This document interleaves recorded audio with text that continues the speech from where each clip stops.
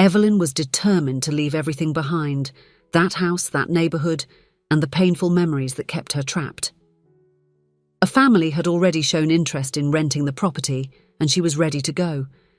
But just as she was preparing to leave, her neighbour appeared at her door with a disturbing warning. "You can't leave and just abandon this." Hello, my friends.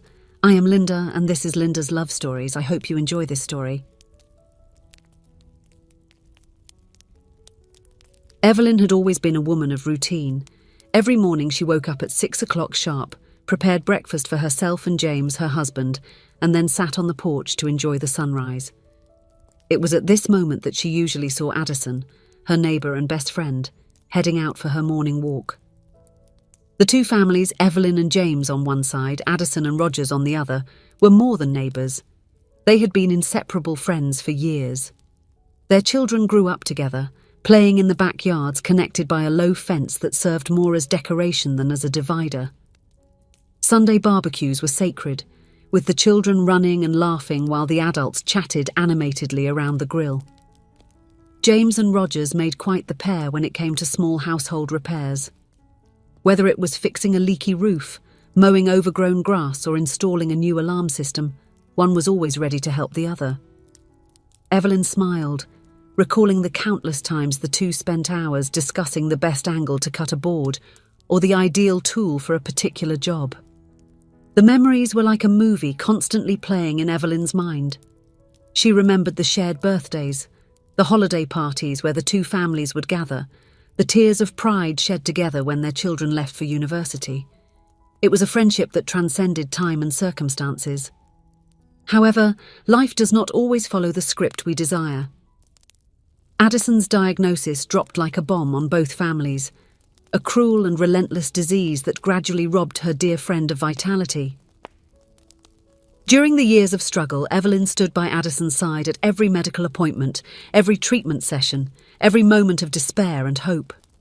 When Rogers couldn't be present due to work, it was Evelyn who held Addison's hand during the long hours of treatment. She was the one who listened to the whispered fears when the fear of passing seemed more real. The friendship between the two women, already strong before, transformed into something almost sacred during this period. The day Addison departed was the day a part of Evelyn also left. The funeral was a blur of sad faces and words of comfort that seemed hollow in the face of the magnitude of the loss. Rogers was devastated, a man broken by the pain of losing his life companion. In the months that followed, Evelyn and James became Rogers' safe harbour. The shared meals, the long conversations at night, the shoulder always available for the tears that seemed never ending. Slowly, very slowly, Rogers began to find a new balance in his life. Life went on. The children, already adults, visited when they could, bringing joy and the promise that life continues. James and Evelyn enjoyed their retirement, planning small trips and enjoying each other's company. Then, on an apparently ordinary day, the unthinkable happened. James, always so strong and full of life, succumbed to a sudden heart attack. It was quick, the doctor said. He didn't suffer. But for Evelyn, the suffering was just beginning. Evelyn's world crumbled. The house that was once full of laughter and plans for the future became a silent place, populated only by memories. Every corner, every object seemed to scream James's absence. The nights were the worst, the empty side of the bed a constant reminder of her loss. It was at that moment that Rogers stepped in, reciprocating the support he had received years earlier. He showed up every morning with a gentle smile and a cup of coffee. Gradually, they established a new routine, walks around the neighbourhood taking Evelyn's old Labrador for a stroll. Rogers, who had always been an excellent cook, began bringing dishes for Evelyn to try, insisting that she needed to eat well. As the years went by, Rogers' constant presence brought a new rhythm to Evelyn's life. Conversations, once centred on memories of lost loved ones, began to include other topics. They discovered shared interests they had never explored before, such as a love for old movies and a passion for gardening. During one of her regular visits, Evelyn's eldest daughter, Sarah, observed the interaction between her mother and Rogers. There was something different, a lightness that she hadn't seen on Evelyn's face in a long time. In a moment alone with her mother, Sarah dared to ask if there was something more going on between the two. Evelyn's reaction was immediate and defensive. "How can you think such a thing? Addison was my best friend, and it's only been 2 years since your father left us," she exclaimed, visibly upset. Sarah, surprised by her mother's agitated reaction, tried to calm her. "There's no need to get nervous, Mum. You are still young and have your whole life ahead of you. There's nothing wrong with seeking love again." Sarah's words echoed in Evelyn's mind for days. She found herself observing Rogers with new eyes, noticing details that had previously gone unnoticed. The gentle smile, the way his eyes lit up when he talked about his children, the dedication with which he tended his garden. One sunny afternoon, about 2 years after James's departure, Rogers appeared with a new recipe he wanted to try out.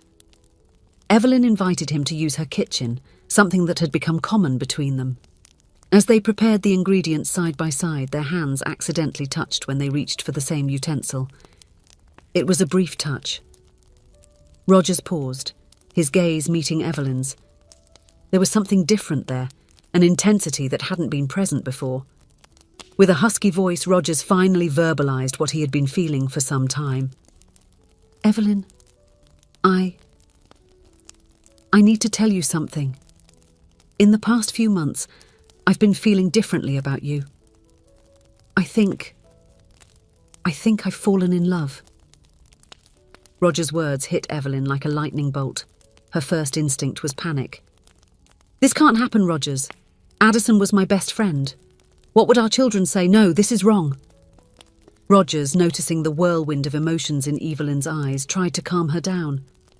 "Evelyn, I loved Addison with all my heart every moment we were together, but she is gone, just like James. We are alone now. There is nothing wrong with seeking comfort and love in each other." But Evelyn was not ready to listen. With tears in her eyes, she asked Rogers to leave. Confused and hurt, he respected her wish and left. In the days that followed, Evelyn isolated herself. She didn't answer Rogers' calls and ignored the messages. Her mind was in constant conflict. On one hand, she couldn't deny that Rogers had become an important part of her life, bringing light and joy to her days.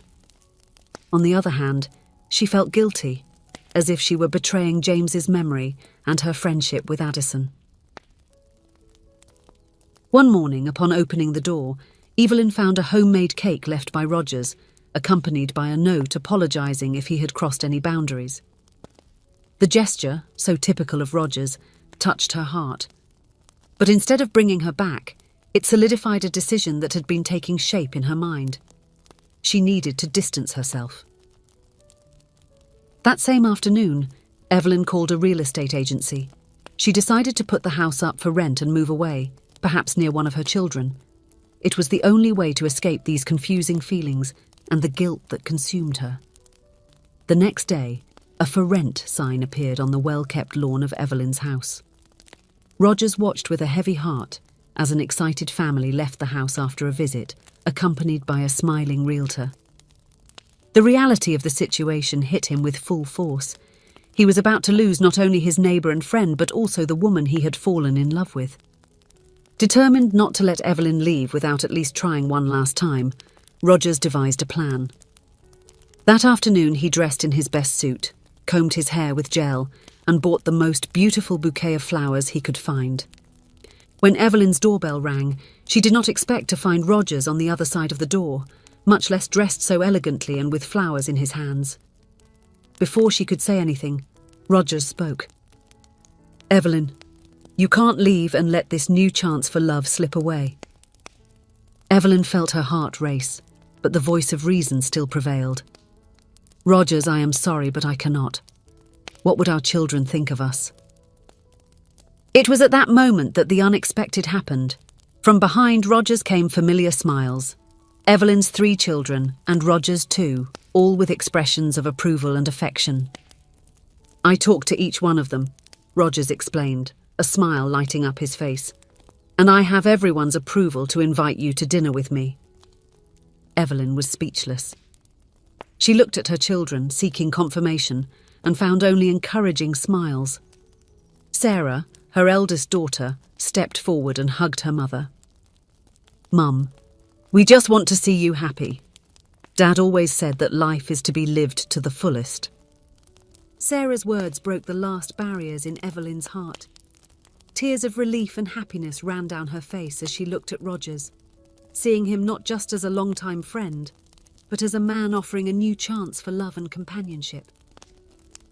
With a shy smile, Evelyn accepted the invitation to dinner. That moment marked the beginning of a new chapter in their lives.